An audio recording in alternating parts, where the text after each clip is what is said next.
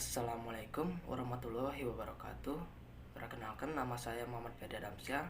Saya dari kelas IFP 2A ingin menjelaskan apa itu sistem bus. Sistem bus adalah jalur komunikasi yang dibagi pemakai suatu set kabel tunggal yang digunakan untuk menghubungkan berbagai subsistem. Karakteristik penting sebuah bus adalah bahwa bus merupakan media transmisi yang dapat digunakan bersama. Sistem komputer terdiri dari sejumlah bus yang berkelainan yang menyediakan antara dua buah komponen pada bermacam-macam tingkatan hierarki sistem komputer.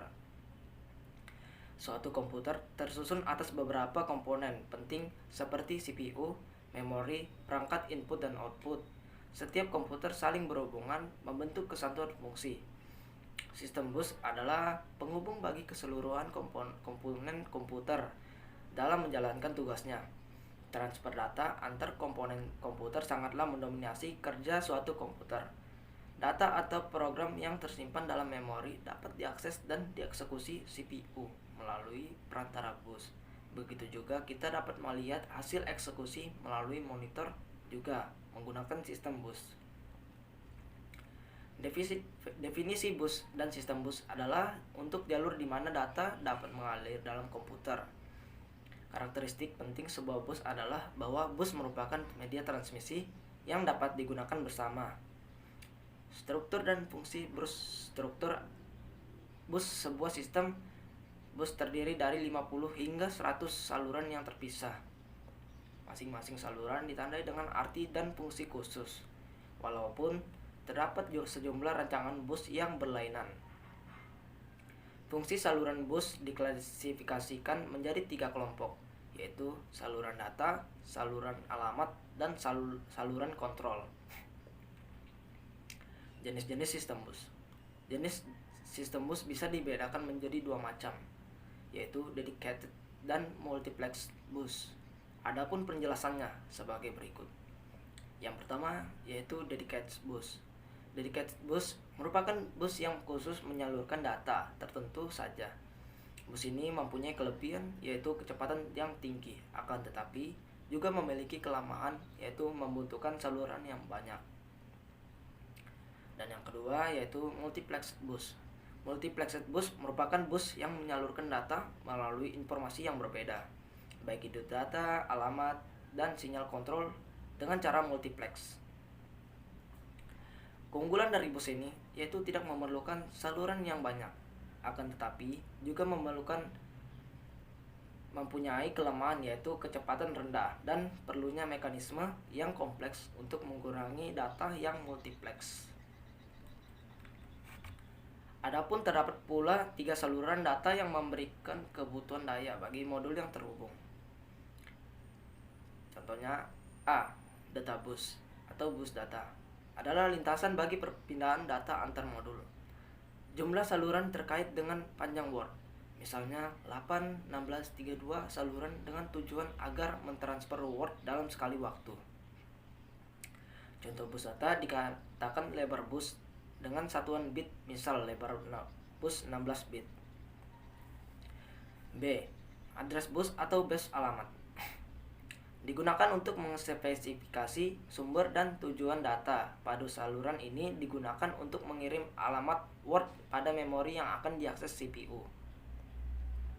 Dan juga digunakan untuk saluran alamat perangkat modul komputer saat komputer mengakses suatu modul. C. Control bus. Control bus merupakan bus untuk mengontrol data bus dan address bus, serta mengontrol semua modul data yang ada. Control bus ini juga sebagai kontrol mekanisme kerja dari data bus dan address bus. Control bus ini juga mempunyai 2 sinyal, yaitu sinyal pewaktu sebagai pewaktuan dalam validasi data serta alamat. Kemudian sinyal perintah sebagai operasi. Macam-macam bus utama. Pada bus utama sistem komputer bisa dibedakan menjadi beberapa jenis, yaitu bus prosesor, bus ISA, bus PCI, dan bus AGP, dan lain-lainnya. Adapun penjelasan dari keempat bus tersebut sebagai berikut. Yang pertama yaitu bus processor, disebut juga VSB, merupakan bus tercepat pada komputer dan merupakan inti dari chipset dan motherboard. Utamanya, bus ini digunakan oleh mikroprosesor untuk melewatkan informasi ke atau dari cache atau memori utama, dan juga chipset not bridge. Bus prosesor pada komputer sekarang berjalan pada kecepatan 66 MHz, 100 MHz, 133 MHz, atau 200 MHz, menggunakan lebar jalur data 64 bit atau 8 byte. Yang kedua yaitu bus ISA. Bus 16 bit 8 MHz, kecepatan ini sangat rendah, namun cukup ideal untuk peripheral yang memang berkecepatan rendah, termasuk piranti lama. Untuk keperluan modern sound card dan piranti berkecepatan rendah lain, bus ini masih mencukupi. Komputer generasi Pentium 4 relatif tidak menyertakan bus atau slot ini di dalamnya. Yang ketiga yaitu bus PCI, Peripheral Component Interconnect atau PCI, adalah bus yang tidak tergantung prosesor dan berfungsi sebagai bus mezzanine atau bus peripheral. Standar PCI adalah 64 saluran data pada kecepatan 33 MHz. Laju transfer data 263 MB atau megabit per detik atau 2,112 Gbps. Keunggulan PCI tidak hanya pada kecepatannya saja, tetapi murah dengan keping yang sedikit.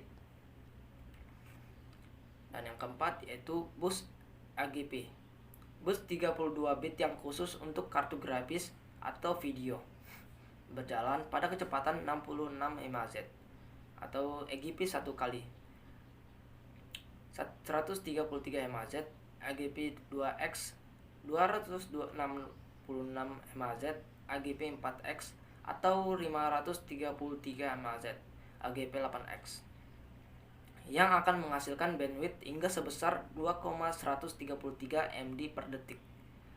AGP dihapuskan ke North Bridge atau Memory Controller Hub pada chipset dan konektornya pada motherboard, yang diwujudkan dalam bentuk slot AGP pada sistem yang mendukungnya. Yang kelima yaitu bus SCSI, Small Computer System Interface atau biasa disebut SCSI, adalah perangkat peripheral eksternal yang dipopulerkan oleh Macintosh pada tahun 1984.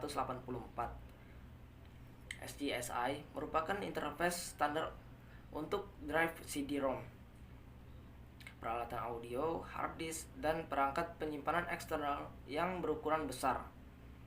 SCSI menggunakan interface paralel dengan 8,16 atau 32 saluran data.